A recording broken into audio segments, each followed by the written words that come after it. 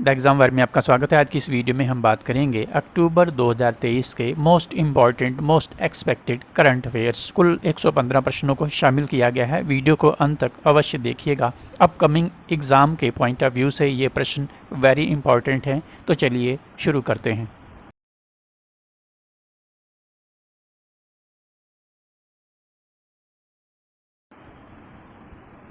Question number 1 Abraham accord से है। Very important question है। यह इजराइल और अरब देशों के मध्य 2020 में हस्ताक्षरित प्रथम शांति समझौता है। पश्चिम एशियाई क्वाड I2U2 का गठन इसके बाद हुआ। ईरान और कतर इस समझौते के प्रमुख विरोधी हैं। UAE प्रथम अरब देश है जिसने इजराइल में अपना दूतावास खोला। उपर्युक्त कथनों में से कौन सा से कथन सत्य हैं? ध्यान दीजिएगा, अब्राहम अकॉर्ड पहला अरब इजराइल समझौता था। इस समझौते के बाद UAE पहला मुस्लिम देश बना जिसने अपना दूतावास इजराइल में खोला था। ये स्टेटमेंट करेक्ट हो जाता है। ईरान और कतर ने इसका विरोध किया था। ये स्टेटमेंट भी करेक्ट हो जाता है। I2U2 का गठन अब्राहम अकॉर्ड के बाद होता है। ठीक है, ध्यान दीजिएगा, I2U2 को पश्चिम एशियाई क्वाड भी कहा जाता है। क्वाड आप जानते हैं, इसमें 4 देश हैं, USA, इंडिया, इसके अलावा जापान और ऑस्ट्रेलिया। I2U2 को पश्चिम एशियाई क्वाड कहा जाता है। इसमें भी 4 देश हैं, I2 यानी कि इंडिया और इजराइल, U2 यानी कि UAE और USA। ठीक है, तो इस तरह से यहाँ पर चारों स्टेटमेंट करेक्ट हो जाते हैं। ठीक है, डी आंसर हो जाएगा। इसके बाद हम आगे बढ़ते हैं क्वेश्चन नंबर 2 पर। क्वेश्चन नंबर 2 अब्राहम अकॉर्ड समझौता 2020 के हस्ताक्षरकर्ता देश कौन कौन से हैं? वेरी इंपॉर्टेंट क्वेश्चन है। इजराइल, UAE, बहरीन या सऊदी अरब, UAE, बहरीन। तो इसमें 4 देश हस्ताक्षरकर्ता हैं, इजराइल, मोरक्को, UAE और सूडान। आपका आंसर डी हो जाएगा। ठीक है, इसमें सऊदी अरब, कतर, ईरान और ओमान ने सपोर्ट नहीं किया था। ठीक है, इसके बाद क्वेश्चन नंबर 3 देखते हैं। भारत द्वारा संचालित बचाव अभियानों के संबंध में निम्नलिखित युग्मों पर विचार करना है। Operation Ganga Ukraine, operation Kaveri Turkey, operation Ajay Israel, operation Sukoon Yemen. आपको बताना है उपर्युक्त में से कितने युग्म सुमेलित हैं। वेरी इंपॉर्टेंट क्वेश्चन है। ये प्रश्न इस तरह से पूछा जा सकता है, या वन लाइनर में भी या स्टेटमेंट टाइप में भी पूछा जा सकता है। ऑपरेशन गंगा यूक्रेन रूस युद्ध के चलते यूक्रेन में भारतीयों को लाने के लिए चलाया गया था। यूक्रेन से जो पड़ोसी देशों में भारतीय चले गए थे उनको भी वहां से निकाला गया इसी ऑपरेशन के अंतर्गत। ऑपरेशन कावेरी की बात करें तो ये टर्की में नहीं बल्कि सूडान में चलाया गया था। ठीक है, तो ये स्टेटमेंट गलत हो जाता है। और ऑपरेशन अजय तो आप जानते हैं, इजराइल हमास युद्ध के चलते इजराइल से भारतीयों को लाने के लिए चलाया गया था। उन भारतीयों को लाने के लिए जो आने के इच्छुक हैं। ठीक है, ऑपरेशन सुकून की बात करें तो ये लेबनान में चलाया गया था, यमन में नहीं। तो इस तरह से ये स्टेटमेंट भी करेक्ट नहीं है। इस तरह से यहाँ पर पहला और तीसरा स्टेटमेंट करेक्ट है। इस तरह से केवल 2 युग्म सुमेलित हैं। आपका आंसर ए हो जाएगा। ठीक है, आगे बढ़ते हैं क्वेश्चन नंबर 4 इजराइल से भारतीय नागरिकों को वापस लाने के लिए भारत सरकार ने कौन सा ऑपरेशन चलाया है? इस तरह से भी प्रश्न पूछा जा सकता है, तो ऑपरेशन अजय याद रखिएगा। ठीक है, इसके बाद क्वेश्चन नंबर 5 निम्नलिखित कथनों पर विचार कीजिए। 1972 का संयुक्त राष्ट्र महासभा प्रस्ताव आग लगाने वाले हथियारों को भयानक दृष्टि से देखे जाने वाले हथियारों की श्रेणी में रखता है। 1980 का संयुक्त राष्ट्र प्रोटोकॉल 3 नागरिकों को अत्यधिक दर्द का नुकसान पहुंचाने वाले हथियारों को प्रतिबंधित या सीमित करता है। उपर्युक्त में से कौन सा से कथन सत्य हैं?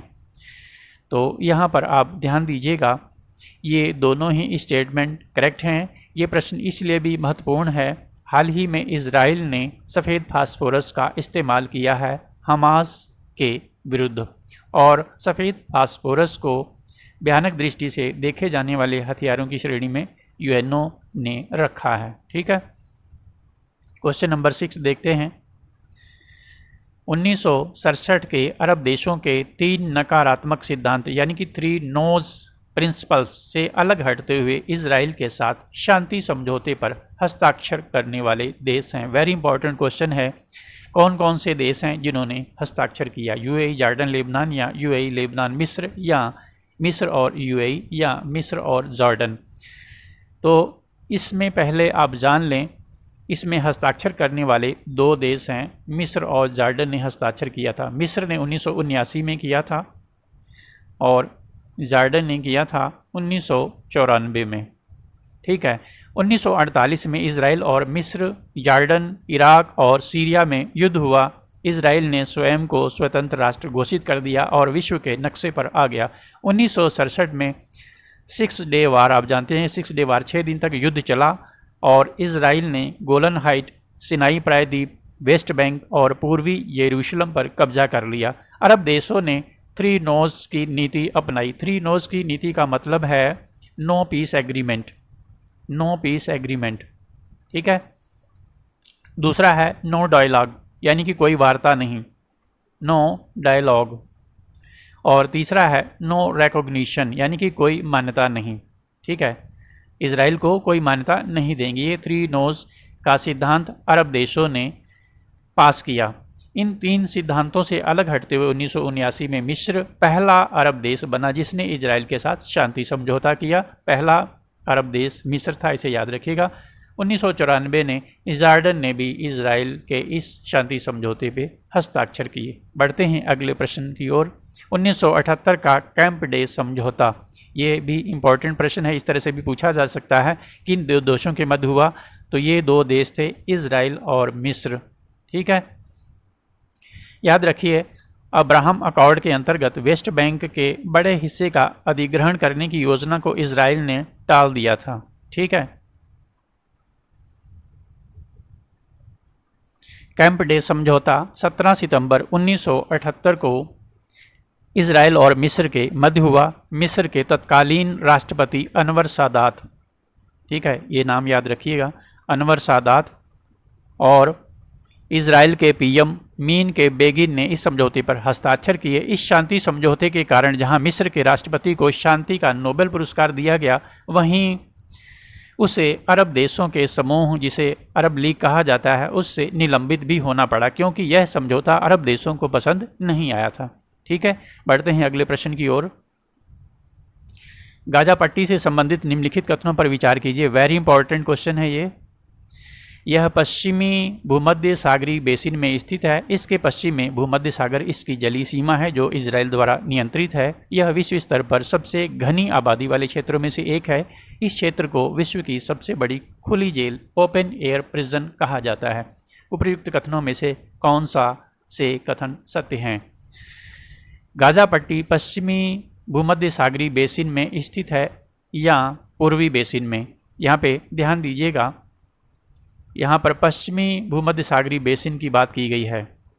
तो जब आप मैप देखेंगे इजराइल का, तो इधर आप देखेंगे ये भूमध्य सागर है, ठीक है, मेडिटेरेनियन सी है, और ये वेस्ट में है, इसके ईस्ट में ये बेसिन है, ठीक है, गाजा पट्टी ईस्ट में आएगी, ठीक है। तो ये पश्चिमी भूमध्य सागरीय बेसिन में स्थित नहीं है, ये स्टेटमेंट गलत हो जाता है, ठीक है। इसके पश्चिम में यानी कि वेस्ट साइड में जो भूमध्य सागर की जली सीमा है वो इजराइल द्वारा नियंत्रित है। इधर इजराइल ने कंट्रोल कर रखा है, ठीक है, और इधर इजराइल है, इधर भी इजराइल है, और इस साइड में मिस्र है जहाँ पर राफा गेट है, ठीक है, राफा क्रॉसिंग है, जिसके माध्यम से इनका संपर्क विश्व से होता है। अदरवाइज ये कैद रहते हैं जल, स्थल और वायु मार्ग द्वारा, और इससे विश्व के सबसे घनी आबादी वाले क्षेत्रों में एक माना जाता है। और चूँकि ये तीनों ओर से बंद है, सिर्फ मिस्र की तरफ से ही राफा क्रॉसिंग द्वारा ये खोला हुआ है, इसलिए इसे ओपन एयर प्रिजन कहा जाता है, विश्व की सबसे बड़ी खुली जेल कहा जाता है, ठीक है। तो यहाँ पर दूसरा, तीसरा और चौथा स्टेटमेंट करेक्ट हो जाता है, आपका आंसर सी हो जाएगा, ठीक है।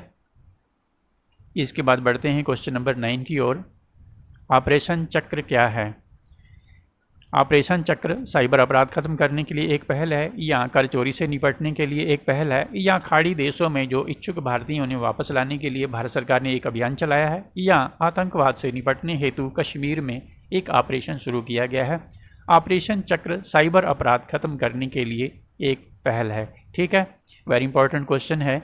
इसके बाद अगला क्वेश्चन, हाल ही में महसा अमीनी जिसे मरणोपरांत यूरोपियन यूनियन के शीर्ष मानवाधिकार पुरस्कार से सम्मानित किया गया, किस देश की हैं? वेरी इंपॉर्टेंट क्वेश्चन है।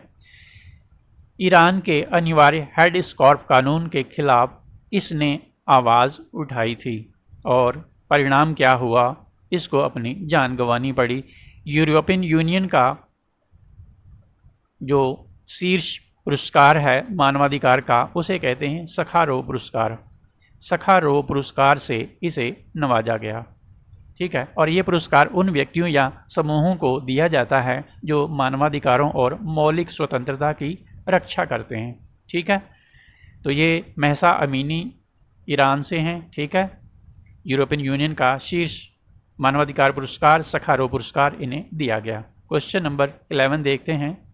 निम्नलिखित कथनों पर विचार कीजिए। शांति का नोबेल पुरस्कार नरगिस मोहम्मदी को दिए जाने की घोषणा की गई। नरगिस मोहम्मदी ईरान में महिलाओं के उत्पीड़न के खिलाफ लड़ने और मानवाधिकारों और स्वतंत्रता के लिए संघर्षरत है। वह यह पुरस्कार पाने वाली अरब देशों से पहली महिला है। तो शांति का नोबेल पुरस्कार नरगिस मोहम्मदी को दिए जाने की घोषणा हुई, ये स्टेटमेंट करेक्ट है। ये ईरान में महिलाओं के उत्पीड़न के खिलाफ और मानवाधिकारों की स्वतंत्रता के लिए लड़ाई लड़ रही थीं। अभी ये जेल में है तेहरान की, और ये पुरस्कार पाने वाली अरब देशों से, अरेबियन कंट्री से पहली महिला हैं। ठीक है, तो यहाँ पर तीनों स्टेटमेंट करेक्ट हो जाते हैं। वेरी इंपॉर्टेंट क्वेश्चन है।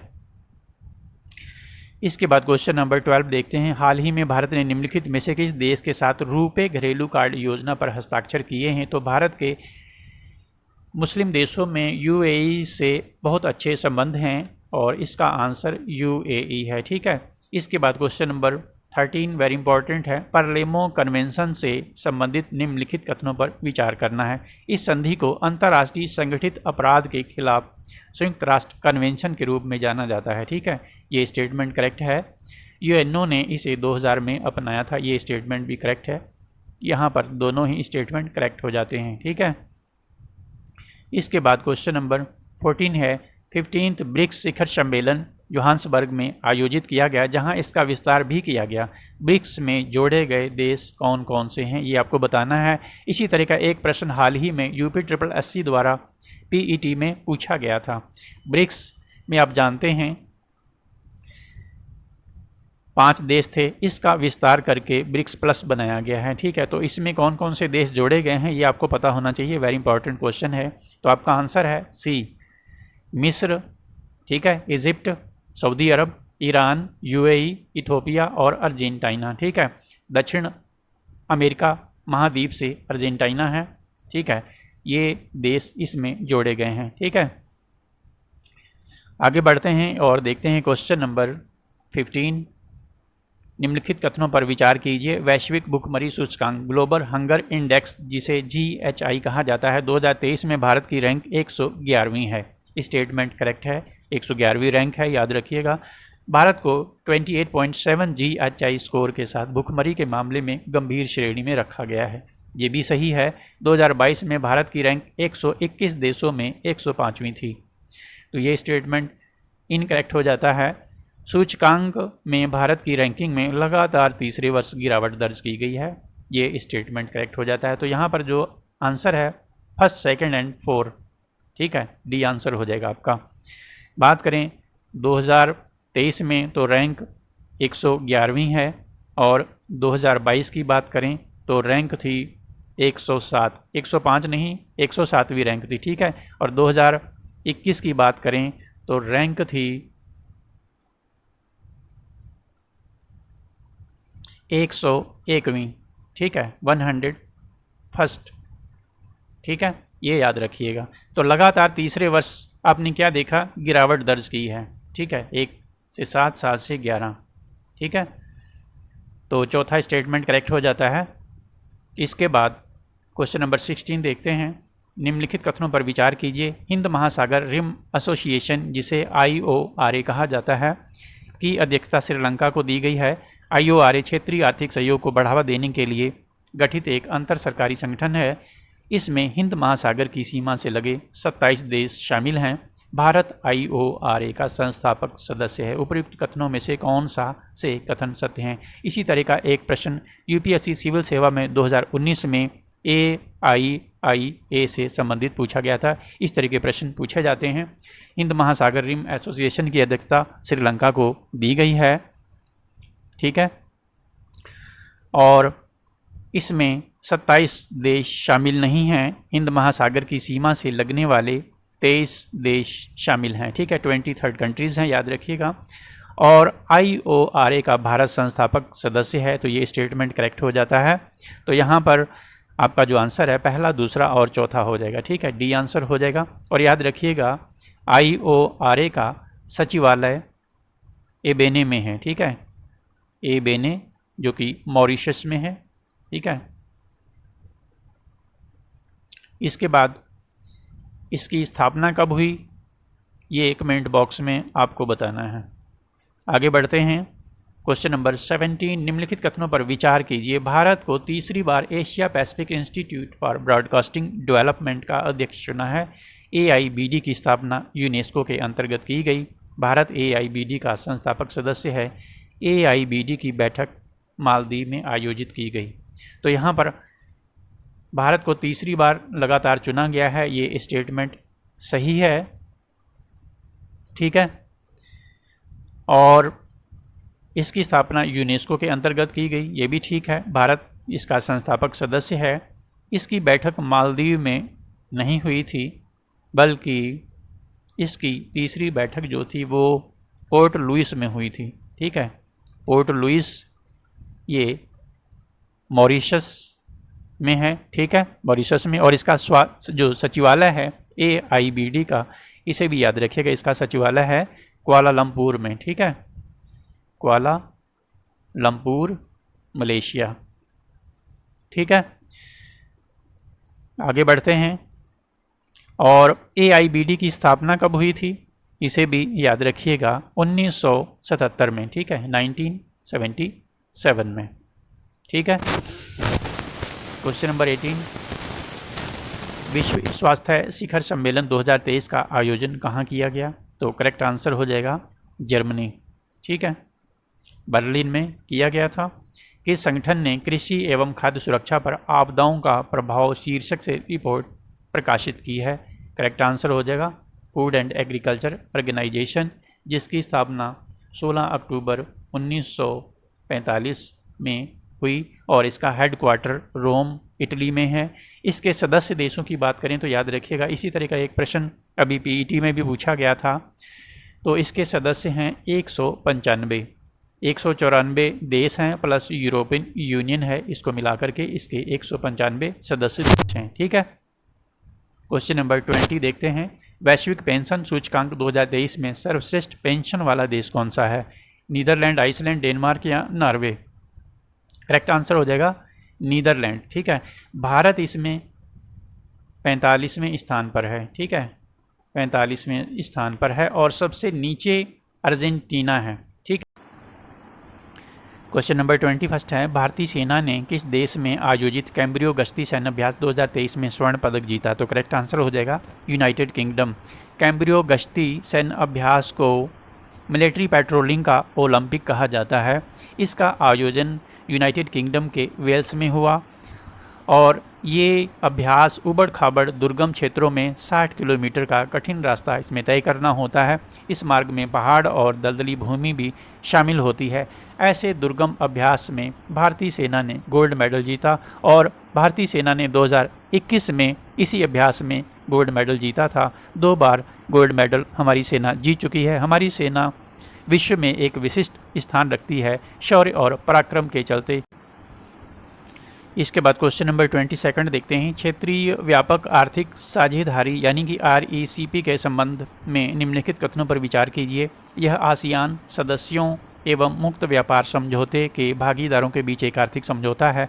इसके सदस्य देश जीडीपी के 30% से अधिक का प्रतिनिधित्व करते हैं। भारत इसका संस्थापक सदस्य है। उपरोक्त कथनों में से कौन सा से सत्य हैं? वेरी इंपॉर्टेंट क्वेश्चन है। यहाँ पे पहला स्टेटमेंट करेक्ट है, दूसरा भी करेक्ट है। जीडीपी के 30% का प्रतिनिधित्व करते हैं। भारत इसका संस्थापक सदस्य नहीं है। भारत इसका संस्थापक सदस्य था, लेकिन 2019 में भारत इससे बाहर आ गया। ठीक है, अब इसका भारत संस्थापक सदस्य नहीं है, तो केवल पहला और दूसरा स्टेटमेंट करेक्ट हो जाता है। ठीक है, क्या आपको पता है भारत RECP से बाहर क्यों आ गया? भारत ने RECP की सदस्यता क्यों त्याग दी? यदि आपको पता है तो कमेंट बॉक्स में बताइएगा। आगे बढ़ते हैं क्वेश्चन नंबर 23। फूलों का 9 दिवसीय वार्षिक उत्सव बतुकम्म महोत्सव किस राज्य में मनाया जाता है? वेरी इंपॉर्टेंट क्वेश्चन है। बतुकम्म महोत्सव का आयोजन तेलंगाना में होता है। ठीक है। क्वेश्चन नंबर 24, हाल ही में किस देश में विदेश मंत्री ने महात्मा गांधी एवं रविंद्रनाथ टैगोर की प्रतिमा का अनावरण किया? वियतनाम, मलेशिया, जापान या फिलीपींस? तो करेक्ट आंसर हो जाएगा आपका वियतनाम। ठीक है, वियतनाम में महात्मा गांधी और रविंद्रनाथ टैगोर की प्रतिमा का अनावरण विदेश मंत्री ने किया है। और याद रखिएगा, देश के बाहर डॉक्टर BR अम्बेडकर जी की सबसे बड़ी प्रतिमा USA के मैरीलैंड में स्थापित की जा रही है। ठीक है। क्वेश्चन नंबर 25, संप्रीति 11 द्विपक्षीय सैन्य अभ्यास किन 2 देशों के मध्य आयोजित किया जाता है? भारत ताइवान, भारत ऑस्ट्रेलिया, भारत मालदीव या भारत बांग्लादेश? तो संप्रीति अभ्यास ये द्विपक्षीय सैन्य अभ्यास है, भारत बांग्लादेश के मध्य मेघालय के उमरोई में आयोजित किया गया था। ठीक है, भारत बांग्लादेश डी आंसर हो जाएगा आपका। क्वेश्चन नंबर 26 है, OECD के संदर्भ में निम्नलिखित कथनों पर विचार कीजिए। इसकी स्थापना आर्थिक प्रगति और विश्व व्यापार को प्रोत्साहित करने के लिए की गई। इसका मुख्यालय पेरिस, फ्रांस में है। इसमें 38 सदस्य देश हैं। OECD में एशिया से कोई भी सदस्य देश शामिल नहीं है। ठीक है, तो इसमें पहला स्टेटमेंट करेक्ट हो जाता है। इसका हेडक्वार्टर फ्रांस पेरिस में है, ये भी सही है। इसमें 38 सदस्य देश हैं, याद रखिएगा, वेरी इंपॉर्टेंट है, ये भी सही है। OECD से एशिया में कोई भी सदस्य देश शामिल नहीं है, ये स्टेटमेंट इनकरेक्ट हो जाता है। ठीक है, OECD में एशिया से इजराइल है, जापान है, दक्षिणी कोरिया है और टर्की भी है, यदि उसे एशिया में माना जाए। ठीक है, तो इस तरह से पहला, दूसरा और तीसरा ये स्टेटमेंट करेक्ट हो जाते हैं। डी आंसर हो जाएगा आपका। क्वेश्चन नंबर 27 है, फोर्ब्स की विश्व के सर्वश्रेष्ठ नियोक्ता 2023 की सूची में शामिल होने वाला एकमात्र भारतीय उपक्रम इंडियन इंटरप्राइजेज है NTPC। ठीक है। क्वेश्चन नंबर 28 है, हाल ही में निगरानी प्रणाली से लैस देश का सबसे ऊंचा झंडा कहाँ फहराया गया है? अटारी वाघा सीमा पर, भारत बांग्लादेश सीमा पर, अरुणाचल चीन की सीमा पर या लेह लद्दाख में? करेक्ट आंसर हो जाएगा अटारी वाघा सीमा पर। इसकी ऊंचाई 418 फीट है। ठीक है, इससे पहले 2017 में भी भारत का सबसे ऊंचा झंडा यहीं फहराया गया था, परंतु इससे भी ऊंचा झंडा पाकिस्तान ने फहराया जो 400 फीट था। इसलिए पुनः भारत ने 418 फीट की ऊंचाई वाला झंडा इस बार फहराया, परंतु इसे इस बार निगरानी प्रणाली से लैस कर दिया। इसके बाद अगला प्रश्न है, एशिया का सबसे ऊंचा लंबा केबल स्टे ब्रिज कहाँ निर्माणाधीन है? तो करेक्ट आंसर पंजाब हो जाएगा। क्वेश्चन नंबर 30, विश्व का सबसे बड़ा कपड़ा आयोजन भारत टेक्स्ट 2024 की मेज़बानी कौन सा देश करेगा? भारत, जापान, बांग्लादेश या चीन? करेक्ट आंसर हो जाएगा भारत। 2024 में 26 फरवरी से 29 फरवरी तक इसका आयोजन होगा। इसमें भारत 5F का प्रतिनिधित्व करेगा। ये 5F हैं। पहला है फार्म, ठीक है, दूसरा है फाइबर, ठीक है, तीसरा है फैक्ट्री, ठीक है, और चौथा है फैशन और पांचवा है फॉरेन। ठीक है, इसके बाद क्वेश्चन नंबर 31 देखते हैं। सुमेलित करना है यहाँ पर सागा दावा, इसके बाद एंथुरियन महोत्सव, करगा महोत्सव कर्नाटक, बतुकम महोत्सव तेलंगाना। उपर्युक्त में से कितने युग्म सुमेलित हैं? वेरी इंपॉर्टेंट क्वेश्चन है। सागा दावा ये मिज़ोरम में ना सेलिब्रेट किया जाता है, ये सिक्किम से है, ठीक है, सिक्किम से संबंध रखता है और इसको बुद्ध धर्म के लोग मनाते हैं, बहुत ही पवित्र ये उत्सव है। एंथुरियन महोत्सव ये सिक्किम में नहीं मनाया जाता है, ये मिज़ोरम में मनाया जाता है, ठीक है, इसका आंसर मिज़ोरम हो जाएगा। करगा उत्सव कर्नाटक से है और बतुकम तेलंगाना का है, तो दो ही युग्म सुमेलित हैं इसमें, आंसर आपका ए हो जाएगा, ठीक है। इसके बाद बढ़ते हैं क्वेश्चन नंबर 32। भारत के पहले नैनो DAP प्लांट का उद्घाटन किस राज्य में किया गया? करेक्ट आंसर हो जाएगा गुजरात, ठीक है। वर्ल्ड एनर्जी आउटलुक रिपोर्ट 2023 के अनुसार वैश्विक सौर फोटोवोल्टिक बाजार में शीर्ष हिस्सेदारी वाली देश क्रमशः हैं वियतनाम, चीन, भारत, मलेशिया, चीन, भारत, मलेशिया, थाईलैंड, चीन, थाईलैंड, भारत या मलेशिया, या चीन, वियतनाम, भारत और मलेशिया। करेक्ट आंसर हो जाएगा इसमें डी, चीन 80% हिस्सेदारी रखता है, ठीक है। इसके बाद वियतनाम है, इसकी हिस्सेदारी 4 है। इसके बाद भारत है 3%, ठीक है, और उसके बाद मलेशिया आ जाता है लगभग 2%।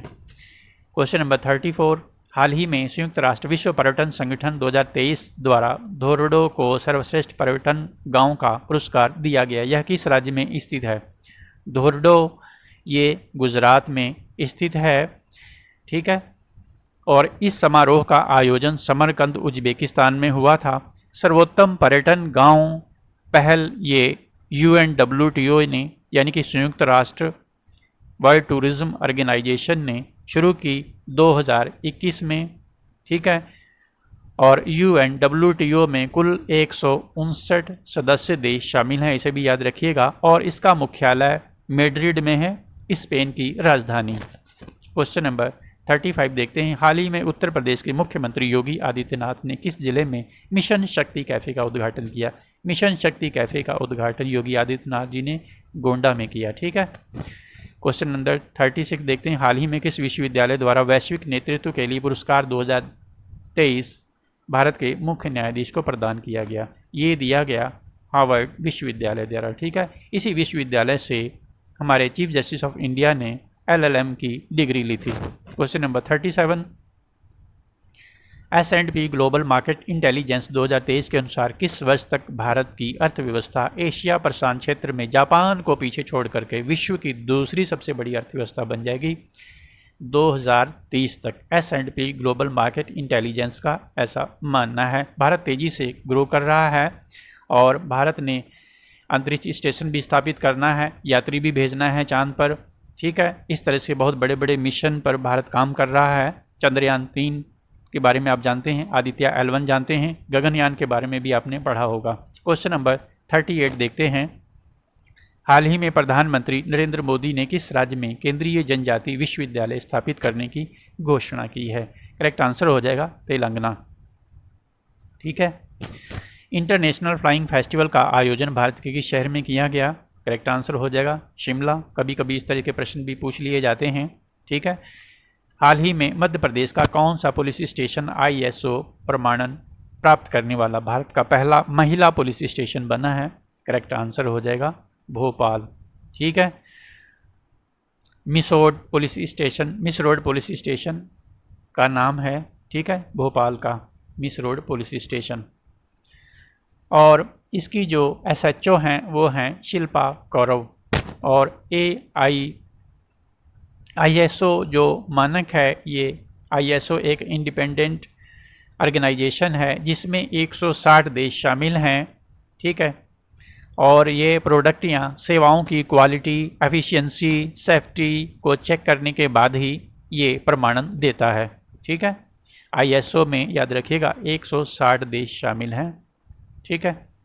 Question number 41। हाल ही में जंगली हाथियों की मौत को रोकने के लिए किस राज्य की पहली AI आधारित चेतावनी प्रणाली शुरू की गई? करेक्ट आंसर हो जाएगा तमिलनाडु, क्वेश्चन नंबर 42 हाल ही में अंतर्राष्ट्रीय परमाणु ऊर्जा एजेंसी के महानिदेशक, ठीक है, IAEA के जो DG हैं, महानिदेशक हैं, राफेल मारियो ग्रॉसी, ये भारत की ऑफिशियल यात्रा पर रहे। ये किस देश से हैं?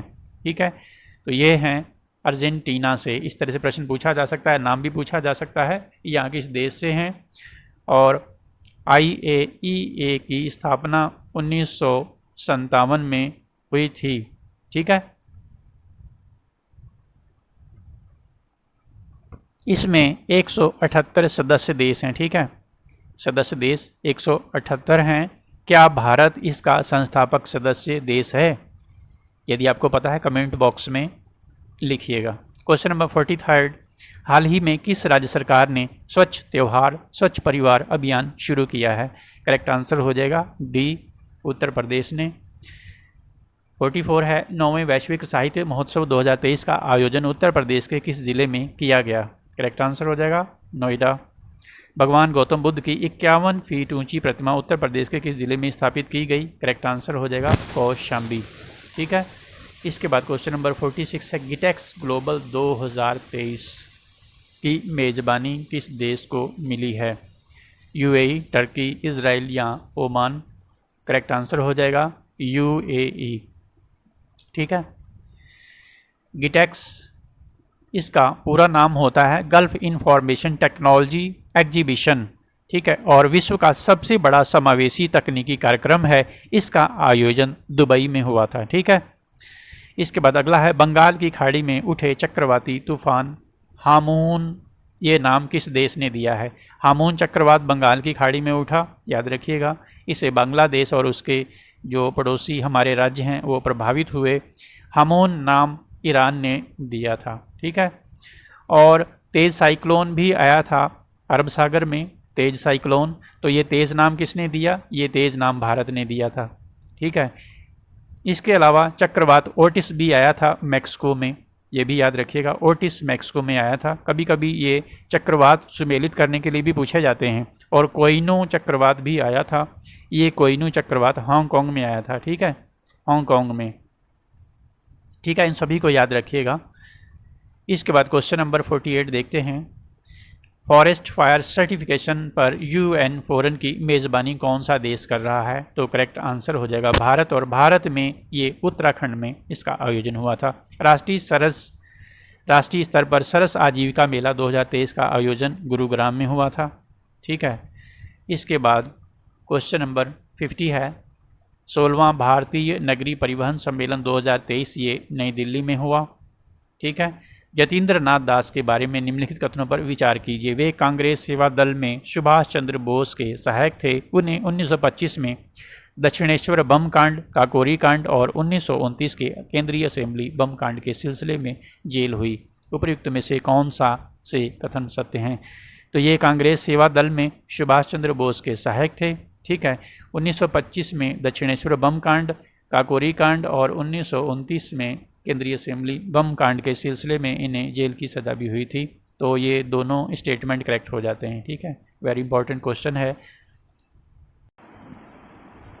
क्वेश्चन नंबर 56 है निम्नलिखित में से किस हवाई अड्डे को विश्व के सबसे समय के पाबंद यानी कि नंबर 1 पंक्चुअल एयरपोर्ट चुना गया है?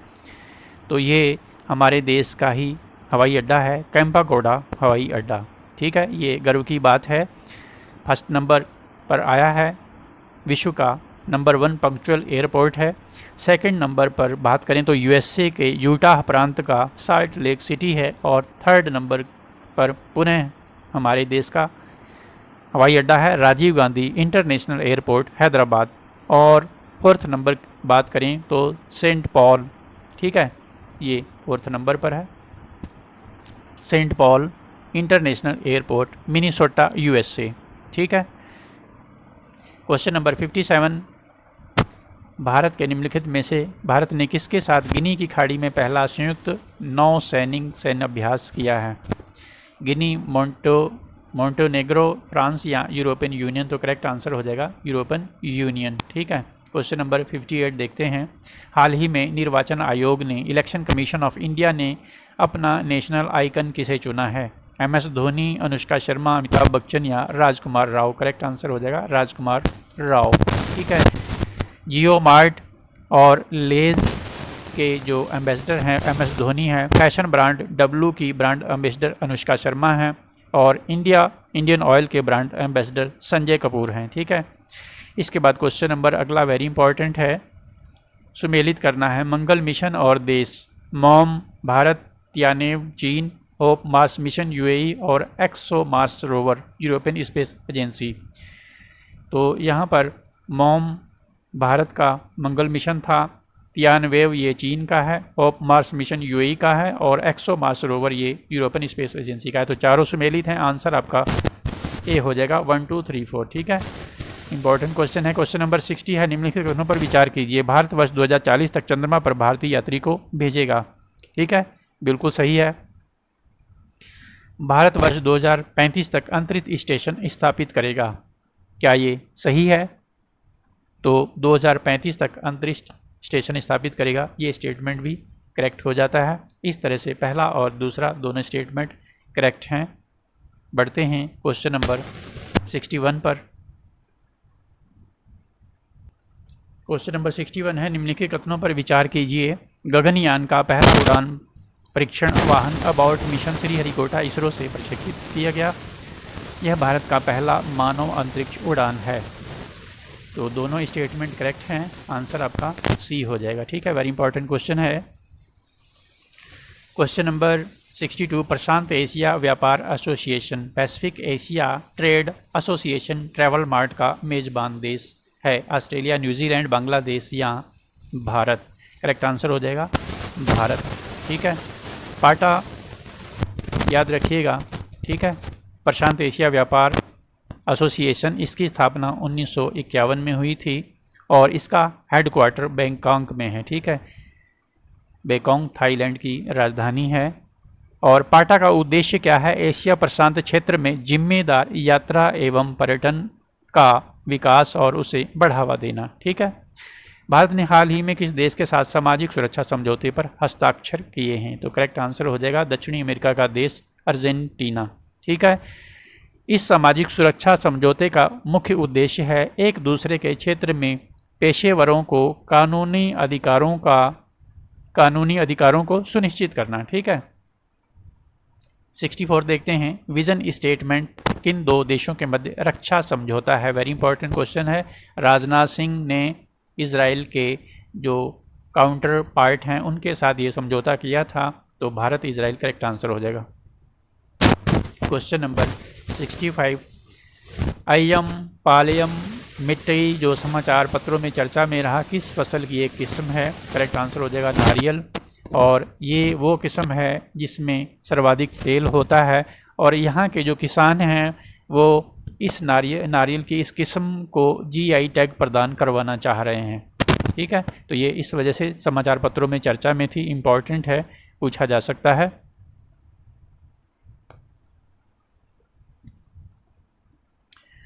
हाल ही में गोवा के काजू को GI टैग दिया गया है, इसे भी याद रखिएगा। और साथ ही अरुणाचल प्रदेश के 3 उत्पादों को GI टैग दिया गया है। अरुणाचल प्रदेश के 3 उत्पाद, ठीक है, जिसमें पहला है याक चुरपी। ठीक है, याक चुरपी याक के दूध से निर्मित होता है। इसके अलावा चावल से निर्मित एक उत्पाद है। तीसरा है तांगसा टेक्सटाइल। ठीक है, ये तीनों अरुणाचल प्रदेश के हैं। मुश्क बुद्ध किस राज्य की स्वदेशी सुगंधित चावल की किस्म है? करेक्ट आंसर हो जाएगा कश्मीर। ठीक है, वेरी इंपॉर्टेंट है ये। इसके बाद क्वेश्चन नंबर 67 है, हॉलीवुड अभिनेता माइकल डगलस को 54th इंटरनेशनल फिल्म फेस्टिवल में सत्यजीत रे लाइफ टाइम अचीवमेंट अवार्ड से सम्मानित किया गया, वे किस देश के हैं? ठीक है, तो करेक्ट आंसर हो जाएगा संयुक्त राज्य अमेरिका।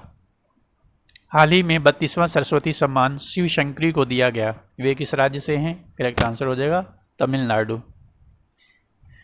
क्वेश्चन नंबर 69 है, हाल ही में भारत ने किस देश के साथ नौका सेवा शुरू की है? तो श्रीलंका हो जाएगा। इसके बाद क्वेश्चन नंबर 70 है, निम्नलिखित कथनों पर विचार कीजिए। हाल ही में तमिलनाडु सरकार ने प्रोजेक्ट नीलगिरी तहर लॉन्च किया।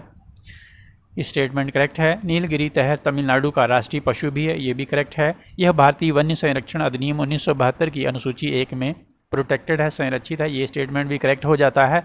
ये बकरी की एक प्रजाति है, ये तो ठीक है, लेकिन पूर्वी घाट में नहीं पाई जाती है, पश्चिमी घाट में पाई जाती है। ठीक है, पश्चिमी घाट में पाई जाती है नीलगिरी तहर। ठीक है, तो यहाँ पर आंसर आपका पहला, दूसरा, तीसरा, 3 स्टेटमेंट करेक्ट हो जाते हैं, सी आंसर हो जाएगा। ठीक है, क्वेश्चन नंबर 71 है, निम्नलिखित कथनों पर विचार कीजिए। इंटरनेशनल क्रिकेट काउंसिल के अध्यक्ष ग्रेग बार्कले हैं, इसकी स्थापना 1909 में हुई, इसका मुख्यालय जर्मनी में है। तो आईसीसी के अध्यक्ष प्रेजेंट टाइम में ग्रेग बार्कले हैं, स्थापना 1909 में हुई थी, इसका मुख्यालय जर्मनी में नहीं है बल्कि यूएई में है। ठीक है, दुबई में है। ठीक है, तो पहला और दूसरा करेक्ट हो जाएगा। क्वेश्चन नंबर 72 देखते हैं। बॉन्ड गर्ल के नाम से जानी जाने वाली ऑस्कर विजेता किस अभिनेत्री को अंतर्राष्ट्रीय ओलंपिक समिति का सदस्य बनाया गया है? करेक्ट आंसर हो जाएगा माइकल येओलो, ये मलेशिया मूल की रहने वाली हैं। ठीक है, 73 है। 1900 के पेरिस ओलंपिक में एकमात्र उपस्थिति दर्ज कराने के बाद 2028 में लॉस एंजल्स ओलंपिक में किस खेल को शामिल किया गया है? करेक्ट आंसर हो जाएगा क्रिकेट। 37वें राष्ट्रीय खेलों के संबंध में निम्नलिखित कथनों पर विचार कीजिए। 37वें राष्ट्रीय खेलों का आयोजन गोवा में किया गया। ठीक है, करेक्ट आंसर है। इन खेलों का शुभंकर मोगा था। ठीक है, 36वें राष्ट्रीय खेल इससे पहले वाले गुजरात में हुए थे। सही है, तो यहाँ पर करेक्ट आंसर उपयुक्त तीनों हो जाएगा। 75 हाल ही में विश्व चैंपियन एवं नंबर 1 खिलाड़ी मैग्नस कार्लसन को हराने वाले तीसरे भारतीय खिलाड़ी कौन बने हैं? विश्वनाथन आनंद, पेंटाला हरिकृष्णा, कार्तिकेय मुरली या विजय मल्होत्रा? तो करेक्ट आंसर हो जाएगा कार्तिकेय मुरली। ठीक है, ये तंजावुर तमिलनाडु के रहने वाले हैं, ये तीसरे खिलाड़ी बने हैं जिन्होंने मैग्नस कार्लसन को हराया है। इससे पहले पेंटाला हरिकृष्ण और विश्वनाथन आनंद ने भी हराया था। ठीक है, हाल ही में किस खिलाड़ी ने अंतर्राष्ट्रीय क्रिकेट में सर्वाधिक छक्के लगाने का रिकॉर्ड बनाया है? रोहित शर्मा, करेक्ट आंसर हो जाएगा। इसके बाद चौथे पैरा एशियाई खेल 2023 में उद्घाटन समारोह में भारत के ध्वजवाहक कौन थे? इस तरह से प्रश्न पूछा जा सकता है या स्टेटमेंट में भी प्रश्न शामिल किया जा सकता है। करेक्ट आंसर हो जाएगा अमित सरोहा और पारुल परमार। ठीक है,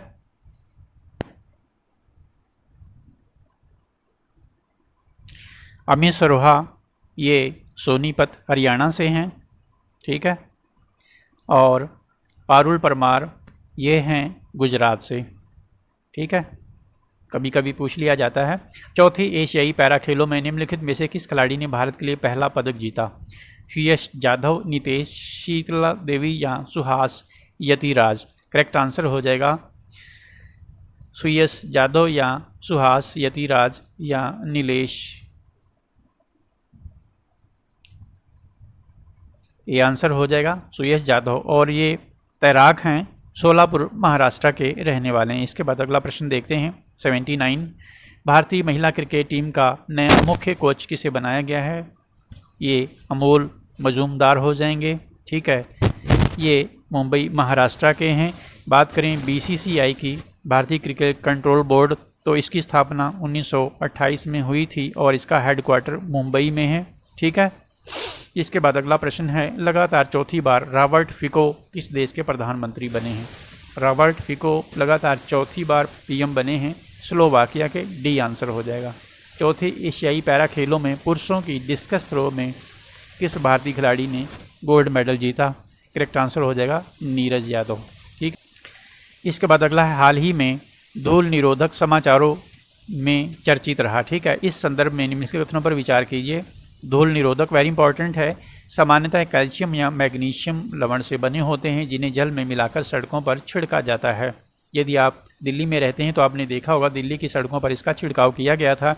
यह मिश्रण प्रभावी ढंग से धूल को नियंत्रित करता है, जिससे वायु में धूल के कणों से लंबे समय तक राहत मिलती है। धूल निरोधकों का उपयोग पारंपरिक जल छिड़काव की अपेक्षा प्रदूषण नियंत्रण में प्रभावी है। जो पारंपरिक जल छिड़काव किया जाता है उसकी अपेक्षा जो धूल निरोधक हैं ये ज़्यादा इफ़ेक्टिव हैं। तो इसमें तीनों ही स्टेटमेंट करेक्ट हो जाते हैं। ठीक है, इसके बाद क्वेश्चन नंबर 84 है। वैश्विक न्यूनतम दर कर ग्लोबल मिनिमम टैक्स जिसे जीएमटी कहा जाता है, इसके संदर्भ में निम्नलिखित कथनों पर विचार कीजिए। यह पूरे विश्व में परिभाषित कॉर्पोरेट आय के आधार पर एक मानक न्यूनतम कर लागू करता है। ये स्टेटमेंट करेक्ट हो जाता है। OECD में बड़ी बहुराष्ट्रीय कंपनियों के विदेशी लाभ पर 15% का कॉर्पोरेट न्यूनतम कर प्रस्तावित किया गया है। जीएमटी का उद्देश्य कम कर दरों के माध्यम से देशों को कर प्रतिस्पर्धा से हतोत्साहित करना है। इसमें भी तीनों स्टेटमेंट करेक्ट हो जाएंगे। ठीक है, इंपॉर्टेंट है ये, जीएमटी पूछा जा सकता है। निम्नलिखित कथनों पर विचार कीजिए। ई चालान धन शोधन निवारक अधिनियम 2002, काला धन कर अधिरोपण अधिनियम 2015, भगोड़ा आर्थिक अपराधी अधिनियम 2018 उपर्युक्त में से कौन सा से कर चोरी रोकने हेतु सरकारी उपाय हैं? तो यहाँ पर उपर्युक्त सभी उपाय कर चोरी को रोकने के लिए सरकार द्वारा शुरू किए गए थे। इसके बाद क्वेश्चन नंबर 86 है, नितिन गडकरी की जीवनी पर आधारित फिल्म गडकरी में नितिन गडकरी की भूमिका किसने निभाई है? नितिन गडकरी आप जानते हैं राजमार्ग परिवहन मंत्री हैं। इन पर एक फिल्म बन रही है जिसका नाम है गडकरी, उसमें नितिन गडकरी की भूमिका राहुल चोपड़ा ने निभाई है। ठीक है, अगला प्रश्न देखते हैं। ग्लोबल मैरीटाइम इंडिया समिट 2023 के संदर्भ में निम्नलिखित कथनों पर विचार कीजिए। इस शिखर सम्मेलन में नीली अर्थव्यवस्था हेतु लॉन्ग टर्म ब्लूप्रिंट अमृतकाल विजन 2047 पेश किया गया। बिल्कुल सही है। ठीक है, यह शिखर सम्मेलन देश का सबसे बड़ा समुद्री कार्यक्रम था। ठीक है, ये भी सही है, तो इसमें दोनों स्टेटमेंट करेक्ट हो जाते हैं। ठीक है, ग्लोबल मैरीटाइम इंडिया समिट 2023। इसके बाद क्वेश्चन नंबर देखते हैं 88।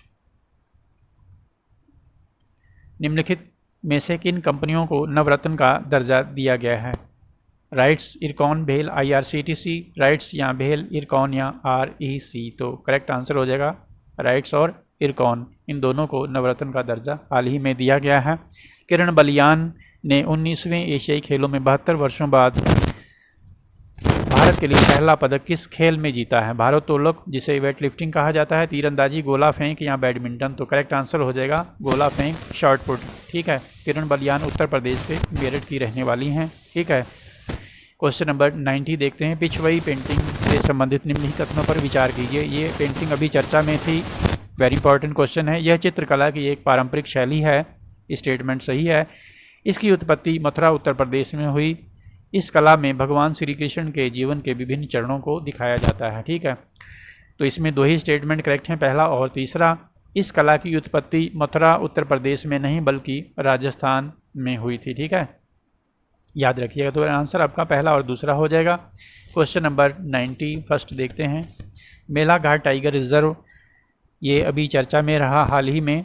क्यों? क्योंकि यहाँ पर जो बाघ हैं, अभी एक बाघ मृत पाया गया है और इससे पहले भी लगभग 21 बाघ यहाँ पर मर चुके हैं। तो ये टाइगर रिजर्व चर्चा में था। यह महाराष्ट्र के अमरावती जिले में स्थित है। स्टेटमेंट करेक्ट है। यह सतपुड़ा पर्वत श्रृंखला की गाबिलगढ़ पहाड़ी पर स्थित है। ये भी सही है। नर्मदा नदी एवं गाबिलगढ़ पर्वत श्रेणी अभ्यारण्य की सीमाएं बनाती हैं। ये स्टेटमेंट सही नहीं है। कोरकस इस घाट का सबसे बड़ा आदिवासी समुदाय है। ठीक है, इस घाट में कोरकस आदिवासी समुदाय है जो सबसे बड़ा है। ये सही है। नर्मदा की जगह पर तापी नदी यदि होता तो ये स्टेटमेंट करेक्ट हो जाता। ठीक है, ताप्ती नदी और गाबिलगढ़ पर्वत श्रेणी इस अभ्यारण्य की सीमाएं बनाती हैं, न कि नर्मदा। ठीक है, तो यहाँ पर पहला, दूसरा और चौथा स्टेटमेंट करेक्ट है। क्वेश्चन नंबर 97 है। हाल ही में किस भारतीय अभिनेत्री को फ्रांस के महावाणिज्य दूत ने कला के क्षेत्र में महत्वपूर्ण योगदान के लिए Chevalier dans l'Ordre des Arts and des Lettres पुरस्कार से सम्मानित किया? करेक्ट आंसर हो जाएगा ऋचा चड्ढा। ठीक है, हाल ही में किस अभिनेत्री को स्विस घड़ी निर्माता कंपनी राडो ने अपना ग्लोबल ब्रांड एम्बेसडर बनाया है? कैटरीना कैफ। ठीक है, क्वेश्चन नंबर 94 देखते हैं। हाल ही में भारत एवं किस देश के मध्य कजिंड 2023 संयुक्त सैन्य अभ्यास, जैसा कि आप नाम से ही देख पा रहे हैं, कजिंड भारत और कजाकिस्तान के मध्य। ठीक है, बन्नी उत्सव जो अभी चर्चा में था, किस केंद्र शासित या राज्य में मनाया जाने वाला धार्मिक उत्सव है? तो बन्नी उत्सव ये मनाया जाता है आंध्र प्रदेश में। ठीक है, और इसमें स्टिक का, लाठी का प्रयोग किया जाता है। ठीक है, इस त्यौहार में कुछ लोगों को इस बार चोटें आ गई थी, उत्सव मनाने के दौरान, इस वजह से ये खबरों में था। क्वेश्चन नंबर 96, हाल ही में किसने अपनी आत्मकथा Lions that drunk the moonlight लिखी है? एस सोमनाथ ने, ठीक है। ये इसका इंग्लिश वर्जन है, Lions that drunk the moonlight. ISRO के अध्यक्ष एस सोमनाथ जी द्वारा ये पुस्तक लिखी गई है। हाल ही में अबू धाबी मास्टर्स बैडमिंटन 2023 में किस महिला ने खिताब जीता? तो उन्नति हुड्डा करेक्ट आंसर हो जाएगा, ठीक है। इसके बाद क्वेश्चन नंबर 98 है, हाल ही में गाजा संघर्ष पर शांति शिखर सम्मेलन का आयोजन किस देश में किया गया? तो ये मिस्र में किया गया था और कोई रिजल्ट नहीं निकला। अमेरिका इसमें शामिल नहीं हुआ था। हाल ही में कौन अपतटीय पोत से विद्युत चुंबकीय रेलगन लॉन्च करने वाला पहला देश बन गया है? करेक्ट आंसर है जापान। क्वेश्चन नंबर 100 है, हाल ही में प्रधानमंत्री मोदी ने देश की पहली रैपिड एक्स रेल सेवा का उद्घाटन किया है, जिसका नाम है नमो भारत, ठीक है। ये रैपिड एक्स रेल सेवा है। पैरा एशियाई खेल 2023 के संदर्भ में निम्नलिखित कथनों पर विचार कीजिए। भारत ने कुल 111 पदकों के साथ 5वां स्थान हासिल किया। कुल 111 पदक जीते थे, 5वां स्थान है, बिल्कुल सही है। नंबर 1 पर चाइना है, ठीक है। चीन, दूसरे नंबर पर ईरान, तीसरे नंबर पर जापान, शीर्ष 3 स्थान हासिल करने वाले देश रहे। ये भी स्टेटमेंट करेक्ट है। भारत ने पहली बार राष्ट्रमंडल खेलों यानी कि कॉमनवेल्थ गेम्स जो कि दिल्ली में हुए थे में 100 से अधिक पदक जीते थे, यानी कि 101 पदक जीते थे। ये स्टेटमेंट भी करेक्ट है, तो तीनों स्टेटमेंट करेक्ट हो जाते हैं, ठीक है। इस बार भारत ने पैरालंपिक खेलों में भी रिकॉर्ड तोड़ा है और सेंचुरी मारी है। जहां एशियाई खेल इससे पहले कुछ दिन हुए थे जिसमें भारत ने 107 पदक जीते थे, हमारे पैरा खिलाड़ियों ने उनको भी पीछे छोड़ते हुए इस बार 111 पदक हासिल किए हैं। क्वेश्चन नंबर 102 है, हाल ही में मंगोलिया में आयोजित world master power lifting championship 2023 में 2 गोल्ड जीतने वाली एकमात्र भारतीय खिलाड़ी बनी हैं। डॉक्टर शर्वरी, देनुबाला चानू, प्रतिमा कुमारी या पूनम यादव? करेक्ट आंसर हो जाएगा डॉक्टर शर्वरी इनामदार बारबेल। ये 40 वर्षीय हैं और 2 बच्चों की मां भी हैं। इसने 2 गोल्ड मेडल जीते हैं और एकमात्र भारतीय बन गई हैं। ये प्रेरणा का स्रोत भी है तमाम महिलाओं के लिए जो ये सोचती हैं कि अब विवाह हो गया है या बच्चे हो गए हैं, अब हम खेलों में मेडल नहीं जीत सकते, हम कुछ नहीं कर सकते। क्वेश्चन नंबर 103 है, निम्नलिखित में से किस एक खिलाड़ी ने पैरा एशियाई खेल 2023 में भाला फेंक में विश्व रिकॉर्ड बनाते हुए श्रीलंका के दिनेश एम हेरात के विश्व रिकॉर्ड को तोड़ा? सुंदर सिंह गुर्जर, अजीत सिंह, सुमित या पुष्पेंद्र? तो सुंदर सिंह गुर्जर करेक्ट आंसर हो जाएगा और सुंदर सिंह गुर्जर राजस्थान से हैं, ठीक है। क्वेश्चन नंबर 104, अपार के संदर्भ में निम्नलिखित कथनों पर विचार कीजिए। इसे one nation one student ID कहा जाता है। अपार को, बिल्कुल सही है। अपार प्री प्राइमरी से लेकर के उच्च शिक्षा तक नामांकित प्रत्येक छात्र को एक विशिष्ट पहचान संख्या देगा, ठीक है।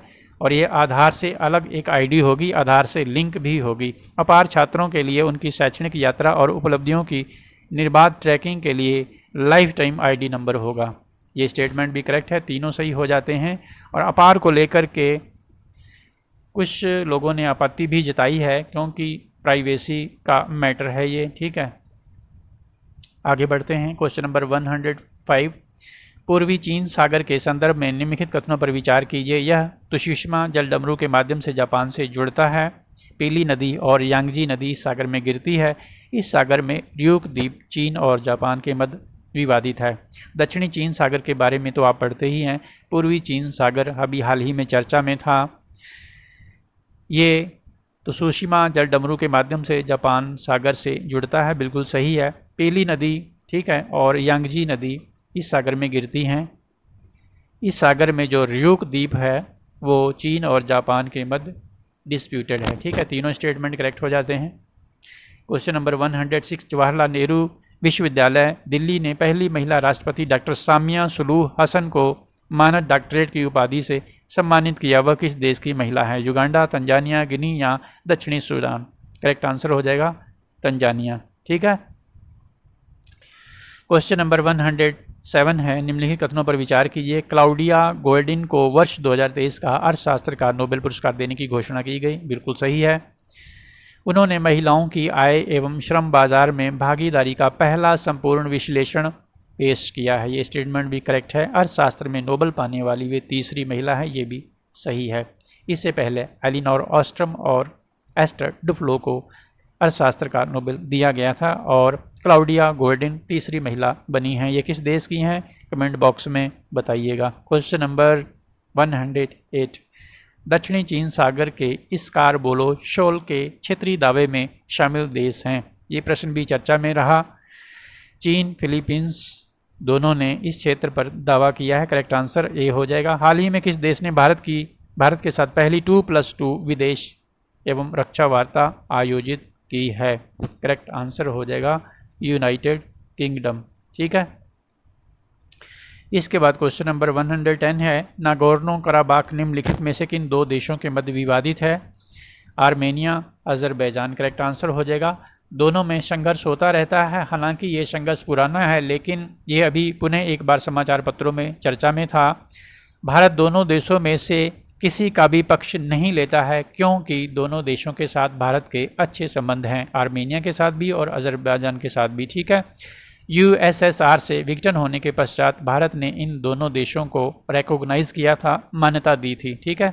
इसके बाद क्वेश्चन नंबर 111, चौथे एशियाई पैरा खेल 2023 के एक ही संस्करण में स्वर्ण पदक जीतने वाले पहले खिलाड़ी बने सुंदर सिंह गुर्जर। ठीक है। या अंकुर धामा या सुयश यादव या तरुण कुमार। करेक्ट आंसर हो जाएगा इसमें अंकुर धामा। ठीक है।